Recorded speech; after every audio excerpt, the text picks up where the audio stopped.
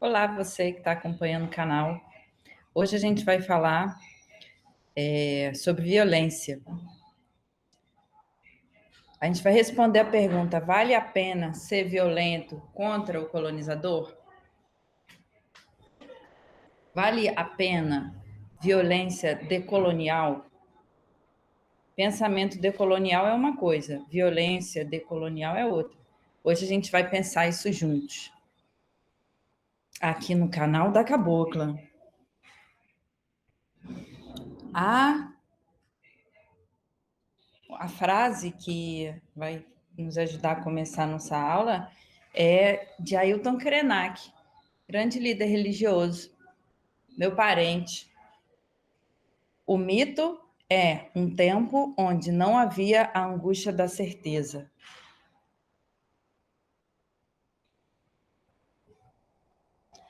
O ritmo é vida.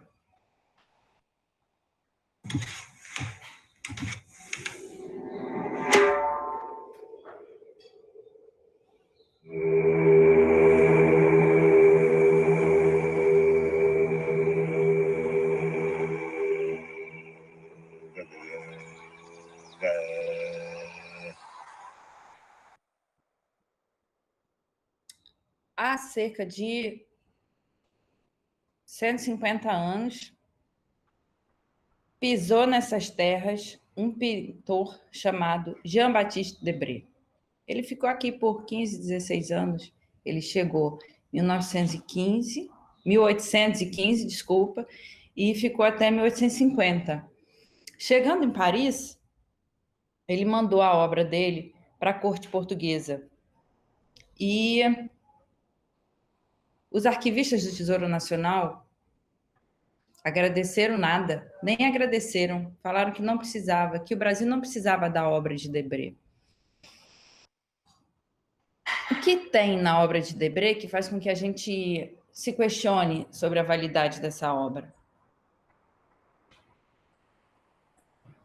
Aqui, peço hoje licença aos Obás e aos Ogãs para instruir aos jovens sobre o que se passa no Brasil.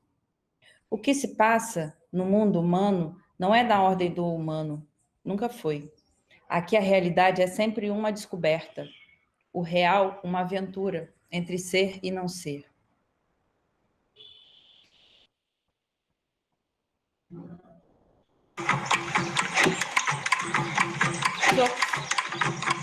Chutes, pontapés, açoites. Madrugada adentro, a tortura parece não ter fim. A psicologia treina o corpo para não surtar. Só há uma chance.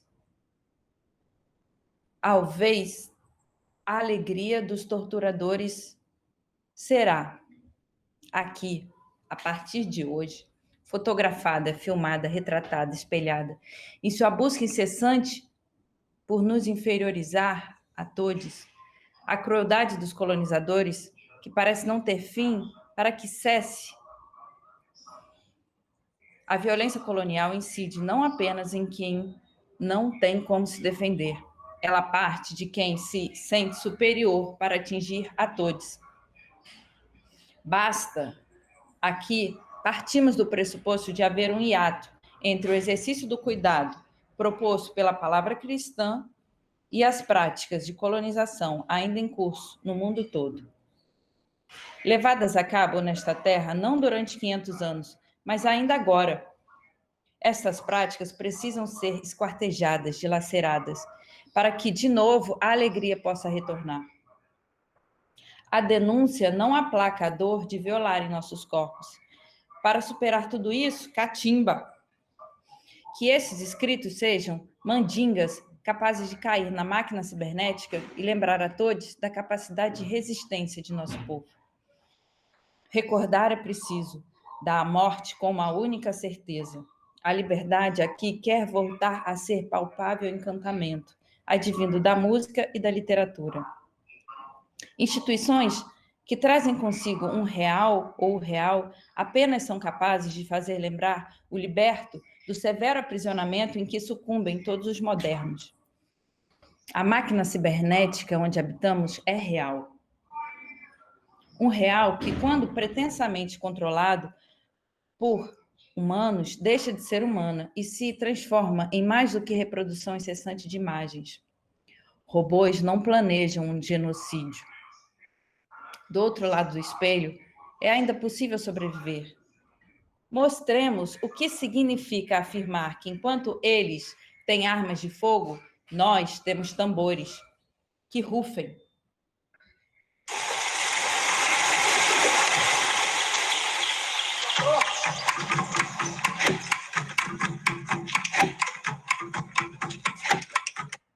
Permitem que eu compartilhe com vocês uma imagem que foi recusada pelo Tesouro Nacional em 1950.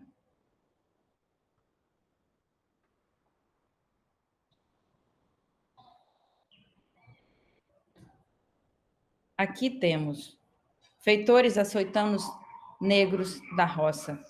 É uma aquarela sobre papel.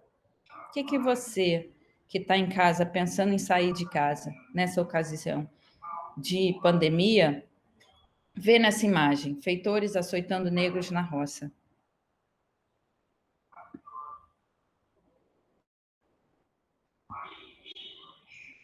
Se trata de uma aquarela feita por Jean-Baptiste Debré em 1828 e recusada pelos portugueses da corte.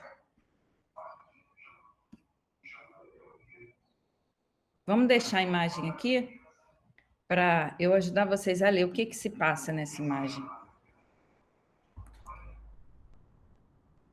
O Debré considera infeliz esse no chão, representado no primeiro plano, que depois de ter as suas mãos amarradas, é sentado sobre os calcanhares, portando os abraços em volta das pernas para garantir ao feitor passar sobre os joelhos um bastão que serve de entrave.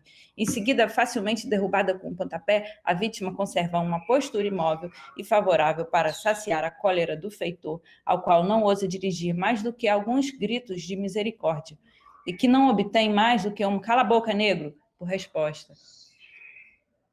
A cólera do feitor ele consegue realizar porque o negro foi escravizado, porque nossos ancestrais foram escravizados. Agora a gente não pode dar pretexto para eles realizarem a cólera deles na gente. Maltratando um corpo negro que tomba inerte, o colonizador satisfaz sua pulsão e ainda será premiado. Cada possibilidade de revolta, o colonizador sempre conta, e com o direito de subir na hierarquia de valores de uma sociedade que promove aqueles que são os mais cruéis. O funcionamento da violência física e psicológica a que foram submetidos nossos ancestrais negros escravizados nessa terra não se deu visando a realização de trabalhos. O trabalho era substituído por agressões que faziam gozar os algozes vorazes. Os açoites começavam quando os colonizadores erigiam o ato de silenciamento como oportuno. Os cães retornariam sempre com a fúria sobre quem não pode se defender. Os dentes, os doentes, cujas alegrias seriam compartilhadas com comparsas de crimes jamais reconhecidos como tal, não enxergam a verdade? Ou querem apagá-la? Os socos, os chutes, os pontapés, os açoites madrugada dentro, não seriam lembrados se agora a hierarquia colonial não persistisse.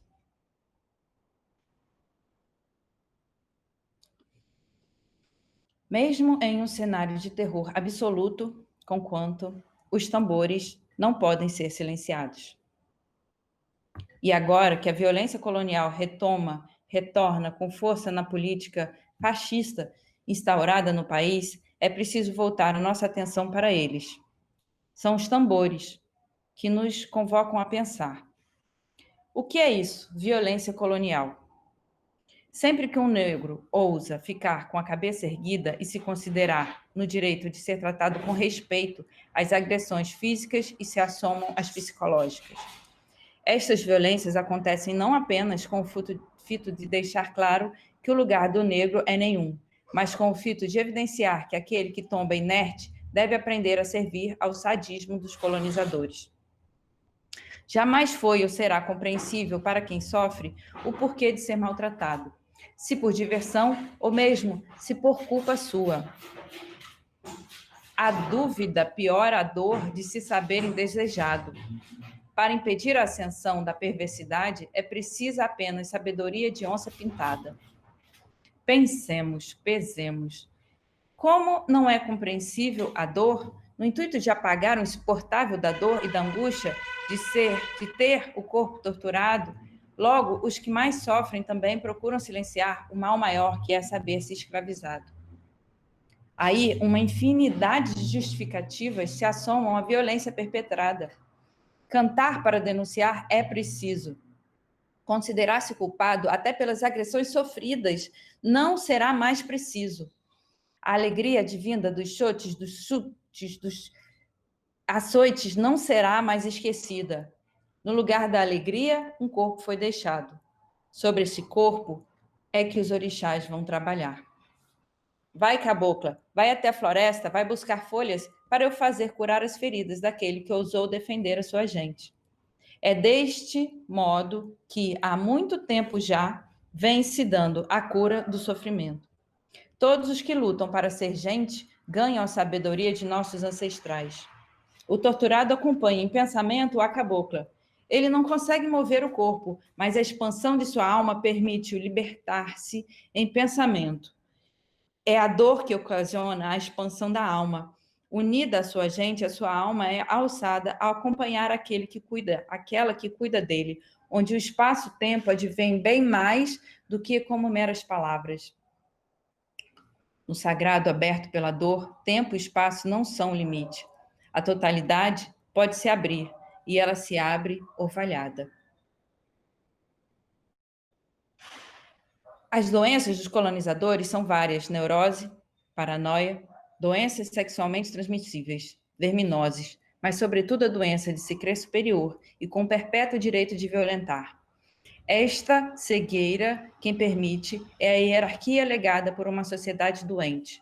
Chegou a hora de mostrarmos quem tem alma livre no Brasil são os descendentes de escravizados.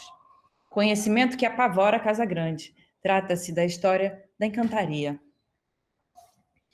Com o espírito também sendo cuidado pelos orixás, a cabocla é instrumento nos trabalhos realizados pelos orixás. Aqueles que podem cuidar do espírito de quem sofre, lutam para que justiça seja feita e para que quem sofreu com os açoites possa a liberdade mais alta a de ser alcançar. Quando os orixás, tanto os orixás quanto a cabocla, ajudará o torturado a sobreviver, cuidadas das feridas, depois o ajudará a voar. Quando um chute de capoeira cai na cabeça do torturador, aí a vingança é um prato que se come junto. Juntos, cabocla e orixás continuarão a guerrear uma luta que já vem sendo há muitas gerações travada. O corpo, a seguinte sabedoria terminará por ganhar, do poder de ser como superior a qualquer arte de ter. Derrubado estas circunstâncias, o colonizador não verá o próprio corpo sendo amarrado, tampouco verá muito do que irá suceder. Arrastada sua cabeça no chão de terra batida, sofrerá ainda mais horrores do que os cometidos por ele. As árvores não falarão com quem morre, desgraçado seja. Os comparsas colonizadores virão em seu encalço atrás de um corpo vivo ou morto. Não acharão sequer um dente do defunto. No inferno de um mangue longínquo, o seu corpo será deixado para virar comida de crocodilo. O corpo do torturador será deixado, mas a alma irá para lugares ainda piores. Não deixará saudades aquele que sucumbe nas moléstias legadas por ancestrais europeus. Aquele que aprendeu a deixar o corpo ser cuidado pela cabocla, por seu lado, aprenderá a virar bambu, a causar ventos e ainda a habitar no uivo de lobos-guará. Afugentará com sons de chocalho os outros perseguidores. Pérfidos, mentirosos, aproveitadores, enganadores, prontos a usar até da própria ignorância como álibi. E quando afrontados, dispostos a violentar, os colonizadores são assim, cães sarmentos, inescrupulosos, incapazes de inteligência. Quanto mais crimes, mais reconhecimento. Quanto menos conscientes, pior se tornam, e mais acreditam estarem certos quando o insidioso, sob o insigno de um narcisismo idólatra, toma conta de seus corações. Os neocolonizadores ou fascistas não querem saber que, na verdade, agem a serviço de uma hierarquia herdada e transmitida de geração em geração desde a colonização. Aos que trabalham, chibata. Aos que não trabalham, reconhecimento civil e recompensas estatais. Não é à toa que esta hierarquização pérfida, que tem por base a reiteração de estigmas sociais, é inimiga da educação. Apenas da tática de impingir o medo se alimentam, fazem de nossas manifestações piadas, ridicularizam nossas crenças. No ato de humilhar, se sentem fortes, causando terror, disseminando ódio, procuram no alvo, que é sempre o mais indefeso, reiterar a própria vontade de poder. Reparar é preciso que quem tem salvado esta terra da violência colonial são as mulheres, os negros e os índios. Não por acaso aqueles que agora têm mais sofrido perseguição. Agora, a nova, antiga instalação da barbárie tem como alvo os indefesos, mas também os que lutam pela dignidade e contra as violências. Todos os que não compactuam com o sistema colonialista de base machista, racista, escravocrata estão hoje sob a mira do inumano, silenciados, sobretudo na alegria que agora tem de ceder lugar ao luto e à melancolia. Presente agora, mais do que nunca, o retorno do recalcado, o termo psicanalítico para designar uma pulsão descontrolada que pode ser recalcada ou liberada. Os fascistas a liberam em ato, sem cessar, mas apenas naqueles que eles julgam fracos. Em resposta à covardia, aqui enunciamos o advento de outra realidade, menos grega e mais africana quanto possível, como parte de nosso projeto existencial. O problema não é que o perverso não se reconheça ou não reconheça o outro. O problema é que o perverso se reconhece no outro, mas deseja extirpar de si esta face do espelho que ele julga maldita. É assim que ele goza, no ato de exterminar tudo o que, de outro modo, é livre. Caso queiramos combater os desmandos em curso, abrir espaço para o advento de outras formas de existência, é preciso. Como a herança grega em tudo isso se faz presente? Porque, afinal, postulamos a necessidade imperiosa e a política de nos tornarmos mais africanos e menos gregos. Por temer que a filosofia, este remédio da alma de que buscamos fazer uso, não seja suficiente para salvar a terra do mal pior, que é o avanço da técnica, enunciamos esta bandeira de que, para curarmos a terra da doença maior, que é a aliança entre o inumano e a técnica, será preciso mais do que filosofia. Será preciso ultrapassarmos os limites da fala, rumo ao silêncio, que é capaz de romper todas as fronteiras. Se agora impera o que o filósofo Achille Mbembe, em 2003, intitula necropolítica, é porque ainda nos situamos nos restos de uma civilização escravocrata que veio a ser reiterada pelo avanço da técnica. A origem disso é grega, sim. É preciso desorganizar o modo como a técnica nos organiza. Precisamos ouvir a Mãe Terra, e ela diz: para que fiquem os demônios, que são os colonizadores, desorganizados, bastará um pouquinho de atenção plena. Pois nas frestas berram os mortos, e da África herdamos os deuses. Carcará, no limite de nossa liberdade, que tudo é aprender a amar, terminaremos por vencer. Pode parecer contraditório, mas um dos obstáculos a serem vencidos é a sensação de que a falta de escrúpulos esteja vencendo. Aliada à ideologia da técnica, os amedrontadores trabalham justamente para isso, para que a lógica do terror prevaleça. Da autocracia enquanto tirania, ele se serve para reificar práticas de subjugação do outro. Investigando mais a fundo, chegaremos à seguinte resolução: somente quando o batuque do atabaque voltar a ser a lei, que nós poderemos voltar ao jardim. Único projeto existencial que o Brasil nunca deveria ter abandonado. São apenas será apenas quando a lei do carisma, da fraternidade, da alegria voltar a imperar nesta terra que nós poderemos não apenas vencer os fascistas, mas banir desta terra a técnica e seus efeitos maléficos. Nossa iniciativa só se justifica por estar este país retrocedendo às estruturas de poder herdadas e transmitidas ao cabo de várias gerações, e apenas a denúncia não soar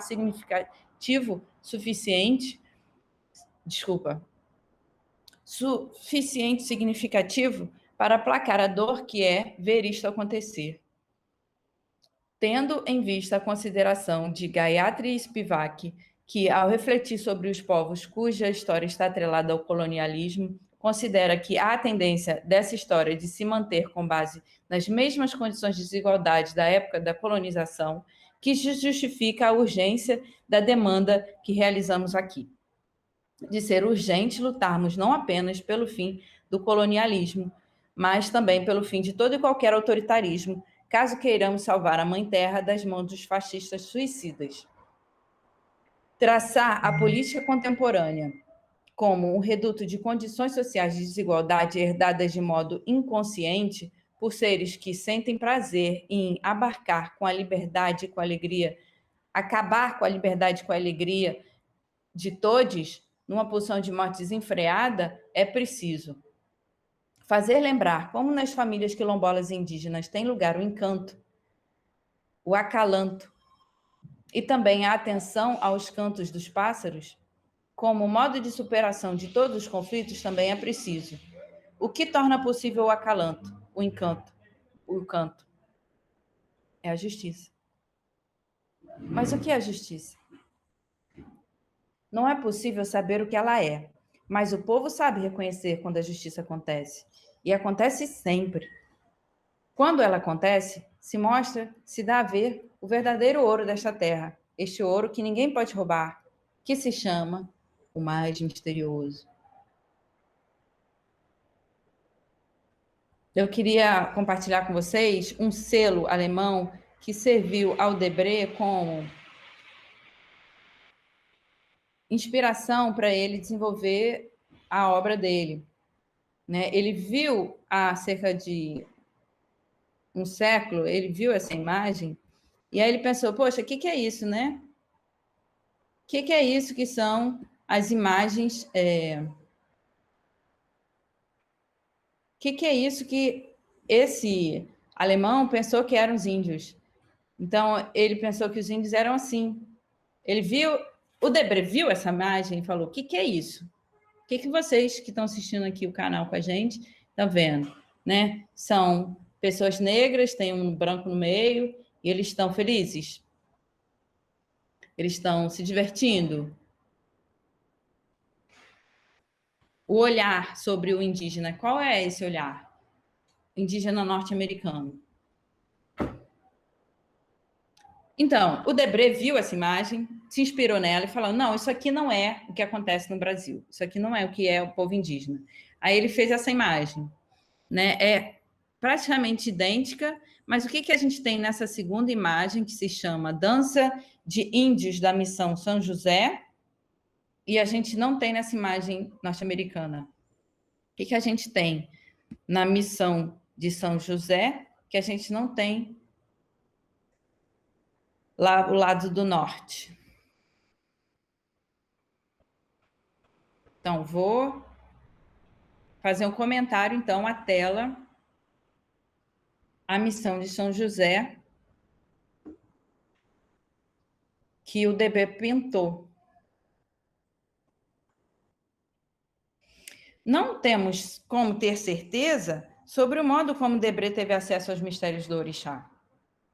Dos orixás, desculpa. A princípio, é à vista da xilografia do povo indígena norte-americano que Debré, o pintor cuja obra será recusada pelos colonizadores brasileiros da corte portuguesa, não titubeia, decide fazer uma aquarela contando a história verdadeira e não a ideológica.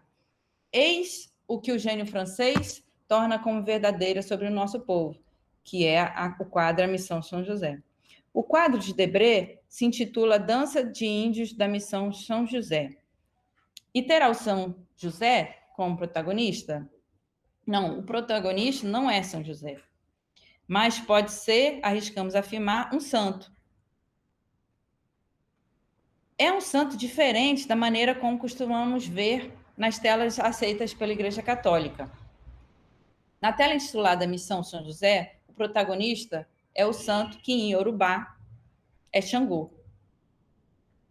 Quem aparece na dança dos índios é uma entidade trazida pelos africanos. Como pode isso acontecer? A vinda dos orixás se deve a uma Obá, em orixá africano, terceira esposa de Xangô, do rio Obá e de Yorubá, a língua. Ou a um Ogã, chefe dirigente, que sabe como a árvore Irocô, a ogameleira, pode portar a essência de um orixá. Também as alorixás, que significa mãe de santo, e os babalorixás, que significa pai de santo, podem, respondendo a um chamado dos próprios orixás, encontrar a terra apropriada para a instalação de um terreiro ou lugar santo capaz de abrir uma clareira onde se dá o fenômeno misterioso dos orixás. Debré terá respondido a um chamado que o fez pintar o advento dos orixás, intitulado pelo sincretismo religioso São José.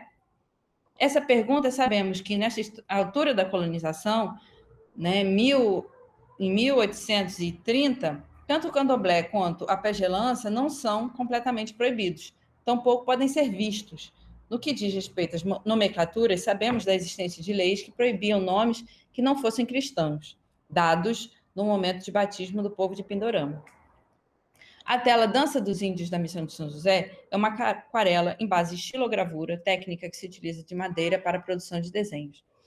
A imagem desenhada serviu para, dentre outras condenações, Debré ser acusado de não conhecer verdadeiramente as tribos indígenas brasileiras, em contraste à dos outros países. Somente há pouco tempo pudemos saber da verdade de Debré ter se inspirado no selo do alemão norte-americano para pintar a aquarela onde é retratada a missão de São José, ou, em linguagem cabocla, a missão de Xangô. A diferença entre as imagens, a pintada pelo alemão e a pintada pelo francês, talvez possam nos ajudar a pensar como os indígenas brasileiros, ao contrário dos indígenas norte-americanos, dançam. Na tela, a missão São José, podemos analisar como as cores nos brasileiros obedecem à dança e mimetizam cobras vermelhas e brancas. Nos brasileiros, o tambor marca o ritmo sincopado de pés, que parecem repetir o ritmo do tambor. O transe é uma chama que vela o advento do fenômeno. O tambor é capaz de iluminar o ritmo, e o ritmo é marcadamente sincopado. Por fim, o sol, na aquarela brasileira, muda de lado. Quem vê a cena pintada pelo pintor chamado Filósofo, talvez desconheça as guerras que tiveram de ter lugar para tornar possível a cena do advento de um orixá visível a olhos estrangeiros nessa terra. Para que as nações pintadas por si, o bordão de Debré, melhor a morte do que a escravidão, faz sentido. Depois do extermínio advinto junto das pestes trazidas pelos colonizadores, a ordem do príncipe João VI era para matar.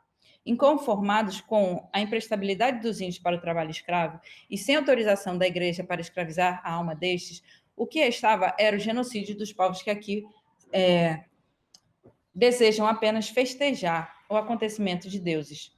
Nesta terra, não poucos jesuítas decidiram morrer ao lado dos povos aqui originários. Decisão talvez difícil de ser tomada, uma vez que as hierarquias fornecidas pela corte envolviam a abundância de várias categorias. O que terá levado um homem como Debré, por seu turno, a optar por não ceder à corrupção da corte e pintar os povos que aqui realizam proezas contra o projeto colonizador escravista? Na certa, uma série de circunstâncias.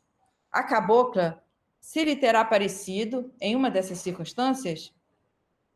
Sim. Esta entidade estará presente, ou melhor, escondida, em seus quadros, e mais de uma vez poderá ser vista. A aquarela abaixo é uma dessas vezes capazes de traduzir o que está em jogo no pensamento da cabocla. A imagem da negra com tatuagens vendendo cajus.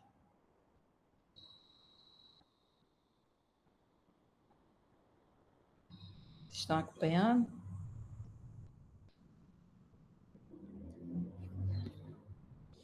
Essa tela é a imagem da negra vendendo cajus. O que vocês estão vendo nessa tela? A gente tem aqui sinais, né? Sinais. Tem aqui um galo ou uma galinha. Só uma das três está alegre. As outras sucumbem numa melancolia profunda. Não é isso? Então, vamos ler junto essa tela. Quem é de Umbanda ou de Candomblé terá menos dificuldade para reconhecer neste quadro a presença iluminada de Yansan, rainha dos raios, e o seu tecido amarelo, que se unem ao sol para significar que justiça seja feita. A princípio, se trata de uma das mulheres escravizadas referidas como ganhadores que vendiam de tudo, mas sobretudo de comer nos cais do porto. E se sabiam perfeitamente o preço da liberdade que elas precisam pagar para ser livres. Trabalham sempre mais do que os demais e ganham sempre menos. Diferentemente de uma Mona Lisa, seus lábios não traduzem qualquer alegria. A melancolia é a tonalidade afetiva que a sustenta. E a melancolia também o que nos leva à discussão sobre o advento da verdade, nisto que denominamos a arte cabocla dos tópicos. Nessa imagem, negra vendendo cajus, além do amarelo de Yansan, ressoa forte o aparecimento de Omolu e Obaluayê. Este mistério surge no olhar de melancolia. É este orixá, principalmente, quem sabe, da morte como o fenômeno mais certo, e disto poder ser causa de melancolia. O símbolo destes orixás é uma pequena vassoura com a qual ele varre tudo o que é ruim. Com seu xaxará, são limpas as almas dos mortos, que obtêm fins de encantaria. O respeito aos mortos é a prioridade de seus filhos. O respeito pelos ancestrais dá oportunidade aos seus renascimentos em terreiro. E sempre que vier a ser chamado de uma forma encantadora, ele não hesitará e vá. E aí não são poucas as provas que dá a divindade ser capaz de libertar. A palavra orixá é uma modificação fonética de orixé, que significa ibiri, ori, tissé. Ori significa cabeça. Em referência a todos os oris, vem Olorum, e assim orixá é o senhor e guardião de nossa cabeça. Né? O orixá, ele guarda a nossa cabeça, por isso essa palavra, ori, cabeça. Debré, ao chegar na colônia com a corte imperial, terá logo se visto em um ninho de cobras. Debré não tem muita sorte. Ele não faz amizades na corte. Por bastante tempo, se viu contrário aos ideais aristocráticos e, sobretudo, as fofocas dos gentis que preferiam bajular o imperador e os demais nobres a valorizar algo que era muito caro ao nosso pintor, os ideais da república. Para que a política pudesse dar lugar à coisa res pública do povo, era preciso valorizar os nobres não queriam ser valorizados, a verdadeira gente trabalhadora. Negras, negros, indígenas e mesmo mulheres brancas que tinham esperança de receber sempre pouco, mas pelo menos alguma coisa. Só que só haviam pontapés. Além do mais, eles só tinham a própria força do trabalho para ganhar a vida. Logo, em tempos de luta, o posto se viu Debré. De um lado, a herança escravocrata imperialista portuguesa, em meio à hierarquia de luxúrias financiadas pela corte, e de outro, a gente que lutava para viver, apesar da política de falta de cuidados essenciais propagada pelos colonizadores.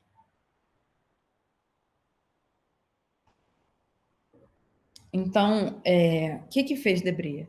Debré começou o quê? Valorizar a cultura da caboclagem, né? Ele estava ali de um lado, ali de outro, ele decidiu o lado certo. E aí a caboclagem fez dele um grande pintor. Para terminar nossa leitura, vamos trazer aqui uma imagem da cabocla.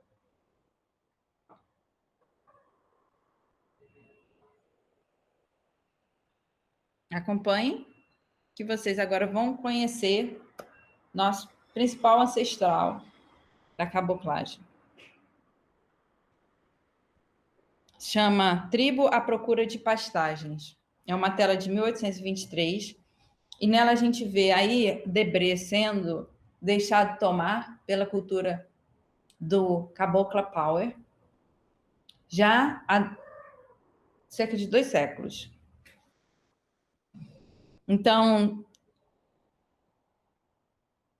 40 anos antes de Nietzsche escrever, Friedrich Nietzsche, filósofo alemão, escrever Vontade de Poder, a gente tem aqui no Brasil Debré pintando uma tela como essa, Tribo à Procura de Pastagens. Vamos ler juntos essa tela, Tribo à Procura de Pastagens?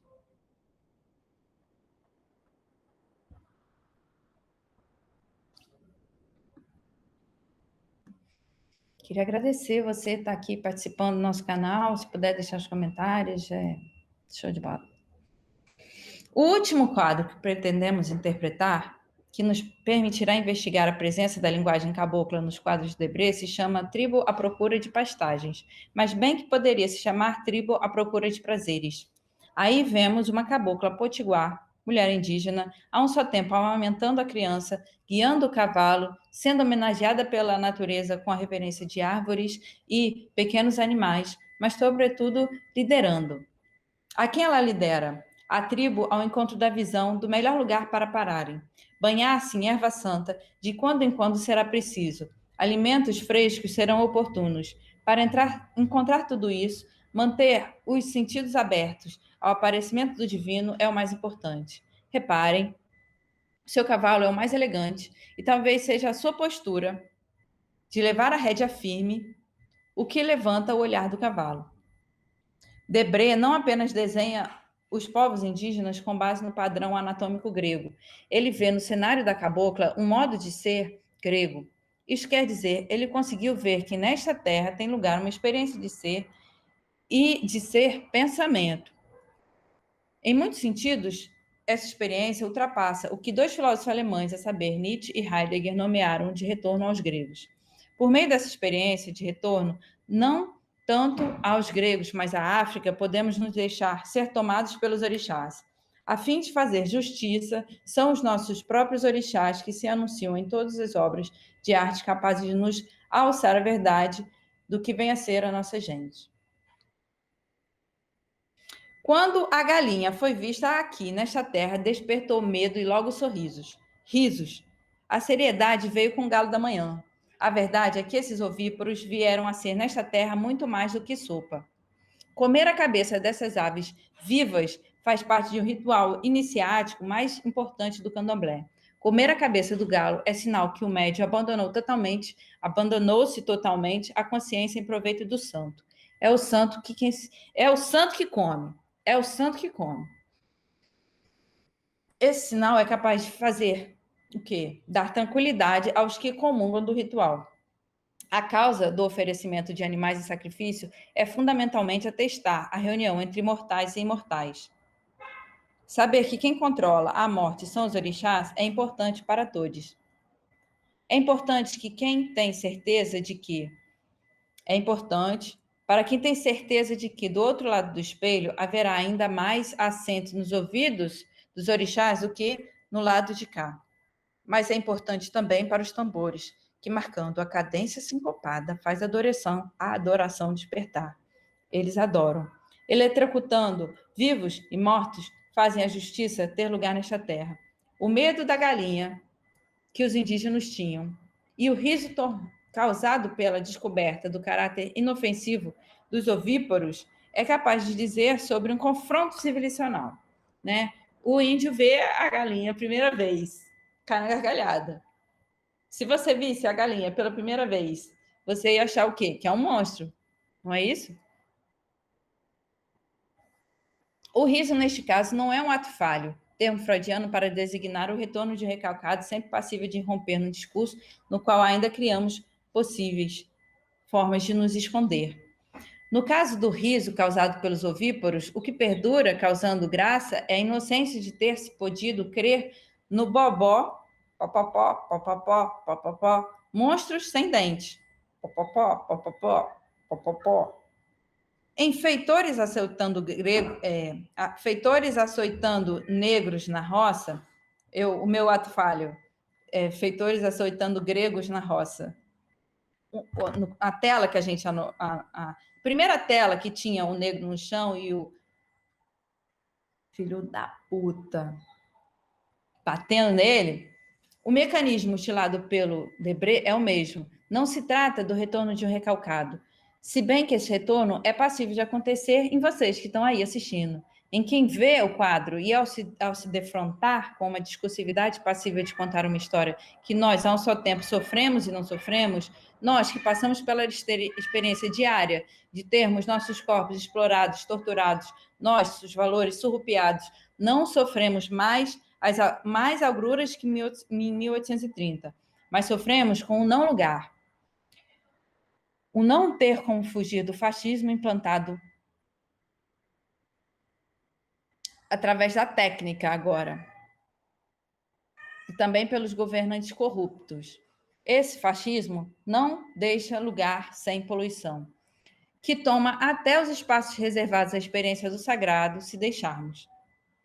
Esse fascismo, legado pelos primeiros colonizadores, mas que ainda perdura em cada coração que nesta terra não se deixa tomar pelo mistério da encantaria, devemos combater, junto à compreensão do tempo como encantamento além homem.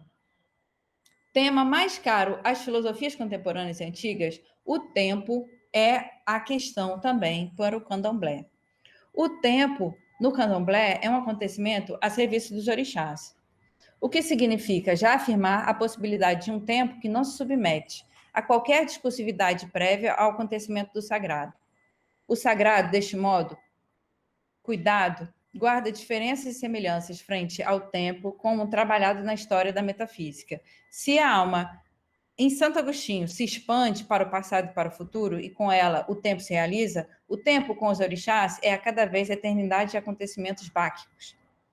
Nisto, a cura advém simultânea aos sinais enviados por Xangô, o raio sincretizado no quadro da missão de São José para o Debré, passível de se apossar nesta terra tanto de indígenas quanto de quilombolas. O Batalá, ocasionando a virada do sol, quer dizer, a mudança de paradigma do norte para o sul, o axé, enquanto princípio para o Afonjá, permitiu Debré enxergar no trânsito da pagelança o destino de um povo. Sua sabedoria consiste em, depois de vivido o tempo da angústia que vigora na égide sob a angústia que vigora sob a égide da técnica, ter podido experimentar a liberdade menos de uma rede do que de uma oca. Qual é o tempo que nasce na oca? Qual é o tempo que nasce aí? No Orum e no Aiê, o tempo é o da terra, que vigora sob o céu. Para alcançarmos esse tempo, se faz oportuna a etnomatemática. Nesta, a verdade retorna ao seu verdadeiro lugar de pertencimento, entre Xangô e Yansan, e na procura deste por prazeres que precisam de pastagens para si. Para alcançar este tempo semelhante ao Aion, grego, tempo do número de Uranus, na Grécia, que também tem seus tambores, a galinha estar na mesa é importante. Também o atabaque, o canto do atabaque e a galinha na mesa. Por isso que Debré pintou a galinha também em uma das telas mais importantes, negra com tatuagens vendendo caju. Naquela tela que tem Yansan, tem também a galinha. A galinha é sinal da presença de Exu.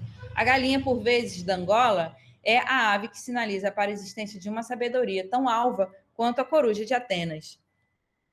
A evocação de Exu suspende necessariamente todo e qualquer movimento ideológico. A afirmação incondicional de Iemanjá acarreta a coragem na alma. Na falta de medo, a verdade aflora como sinônimo de liberdade. Caminho, caminho de montanha, a rédea curta de cavalo manso, a cabocla pode retornar e curar os crentes quantas vezes fizerem necessárias. Saravá! Axé, que George Floyd esteja no céu, não tem dúvida, ele cumpriu a sua missão na Terra. Obrigado por estar assistindo.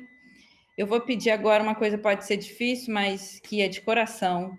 Quero pedir para os meus alunos não irem na manifestação que está sendo arrumada. Essa manifestação é coisa do demônio. Fique em casa, se cuida. Nós estamos juntos, tá?